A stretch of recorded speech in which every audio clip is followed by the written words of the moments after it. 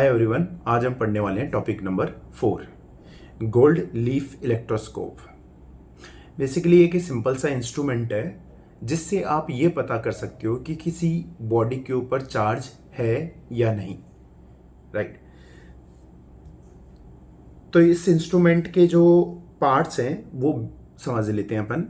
एक basic instrument है। तो सबसे पहले इसमें है ट्रांसपेरेंट ग्लास। ये ग्लास का एक जार सा है, ट्रांसपेरेंट, राइट। इसके अंदर है ये मेटल का एक रोड, एक वर्टिकली मेटल का रोड लगाया हुआ आपने, और मेटल के रोड के ऊपर ये मेटल का ये नॉब बना हुआ है। नॉब मतलब एक स्पेरिकल पार्ट है मेटल का जो आपने इस रोड से ज्वाइन कर रखा है। और इस वर्टिकल रोड को यहाँ पे इस पोजीशन में होल्ड करने के लिए यहाँ पे एक रबर का पार्ट लगा हुआ।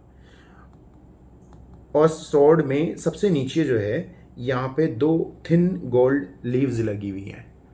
बहुत थिन नहीं है ये, बेसिकली ऐसे रोटेट कर सकती है। अपना जो हिंज पॉइंट है, ये वाला हिंज पॉइंट, उसके अबाउट ऐसे रोटेट कर सकती है, ऐसे आ सकती है, ये रोटेट करके इस तरह से, ठीक, ऐसे हो सकती है, ठीक। अब इसका क्या यूज है वो अभी आपको समझ में आ जाएगा, ठीक है। तो अब देखो आगे आपको क्या करना है कि जैसे ये चार्ज रॉड है, राइट, ये वाला ये चार्ज रॉड है। आपको डायग्राम से दिख रहा है कि इसके ऊपर चार्ज है, लेकिन रियलिटी में आपको ये नहीं पता चलेगा कि इसके ऊपर चार्ज है। तो आप क्या करोगे, इस रॉड को, जो चार्ज रॉड है, उसको टच करोगे इस मेटल के नॉब से, राइट, ये वाला जो मेटल का नॉब है।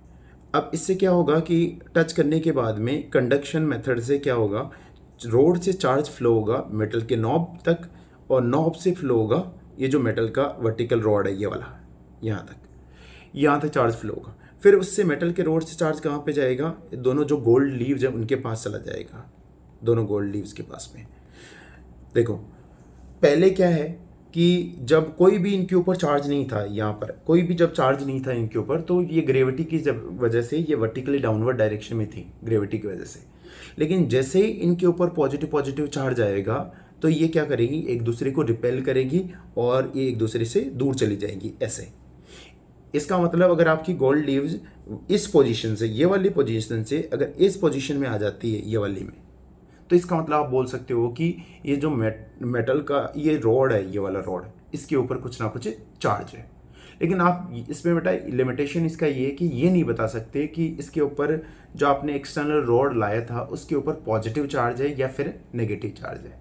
क्यों? देखो अगर आप यहाँ पे नेगेटिव चार्ज भी होता, मान लो यहाँ पे नेगेटिव चार्ज होता, तो ये रॉड है, इस वर्टिकल रॉड, इसके ऊपर नेगेटिव चार्ज आ जाता, ऐसे। वर्टिकल रॉड के ऊपर अगर नेगेटिव चार्ज आ जाता, वर्टिकल रॉड के ऊपर, तो वर्टिकल रॉड के ऊपर नेगेटिव चार्ज आने की वजह से क्या होता, ये जो दोनों गोल्ड लीव्स हैं उनके ऊपर भी ऐसे नेगेटिव चार्ज आता था। इनके ऊपर जब नेगेटिव चार्ज आएगा उसकी वजह से क्या होगा, ये दोनों फिर से एक दूसरे को रिपेल करेगी और फिर से ये इसी ओरिएंटेशन में आ जाएगी, राइट। तो रॉड, जो एक्सटर्नल रॉड है, उसके ऊपर पॉजिटिव चार्ज हो या फिर नेगेटिव चार्ज हो, दोनों ही केसेस में क्या होता है, दोनों ही केसेस में ये गोल्ड लीव्स एक दूसरे से दूर जाती है, राइट, डिफ्लेक्ट होती है एक दूसरे से, डिफ्लेक्ट होकर एक दूसरे से दूर जाती है, ठीक है। तो आप ये नहीं पता कर सकते कि इस चार्ज रॉड है जो ये वाला, इसके ऊपर चार्ज का साइन क्या है, पॉजिटिव है कि नेगेटिव है, बट ये पता कर सकते हो कि चार्ज है या फिर नहीं। और एक और लिमिटेशन है इसका कि जो चार्ज रॉड है ये वाला, इसके ऊपर चार्ज का मैग्नीट्यूड कितना है वो भी आप एग्जैक्टली पता नहीं कर सकते हो।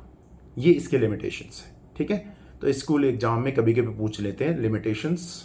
बाकी डायग्राम वगैरह आपको याद रखना है वो स्कूल के एग्जाम के लिए, बोर्ड्स के लिए, बिकॉज स्कूल के एग्जाम में, बोर्ड्स में काफ़ी बार ये क्वेश्चंस पूछते हैं, लिमिटेशंस भी पूछते हैं काफ़ी बार।